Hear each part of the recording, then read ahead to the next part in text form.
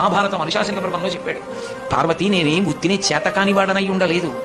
బ్రతికున్న నాళ్ళు అక్కడికెడదాం ఇక్కడికెడదామని పని లేకపోయినా షికారులు తిరిగి నేను ఇంతటి వాణ్ణి అని గుండెల మీద చెయ్యేసుకుని ఇంత గర్వించి మా ఆవిడ, మా పిల్లలు, మా అన్నయ్య, మా తమ్ముడు, మా స్నేహితులు ఇంతమందిని చూపించిన వాడు ప్రాణం పోయిన తర్వాత ఎండు కర్రల మీద పడుకోబెట్టి తాడుతో కట్టేసి ఒంటి మీద కేవలం అత్యంత చమకబారు వస్త్రం ఒకటి పెట్టి పాడి మీదకి తీసుకెళ్లేటప్పుడు ఆ బట్ట కూడా తీసేసి కట్టెల మీద పడుకోబెట్టి ఇంధనం పోసి కర్త వచ్చి అగ్నిహోత్రం వెలిగిస్తే తల దగ్గర నుంచి కాలుతూ వచ్చేసి తల బద్దలైపోయిన తర్వాత కాళ్ళు అరికాళ్లలోంచి నెత్తులు ముద్దలుగా పైకొస్తుంటే పెద్ద కాళ్ళ పట్టుకుని కాళ్ళు పైకెత్తి వెనక్కి పారేస్తే నా ఒళ్ళు అనుకుని మురిసిపోయిన వాడు కట్టెలలో కాలిపోతుంటే జీవుడు పైకి లేచి చీకటి పడుతోందని వచ్చిన వాళ్ళందరూ స్నానం చేసి వెళ్ళిపోతే ఒక్కడే ఉండిపోయానని బెంగ పెట్టుకుని ఏడుస్తుంటే నేనున్నానని ఓదార్చడానికి ఉన్నాను.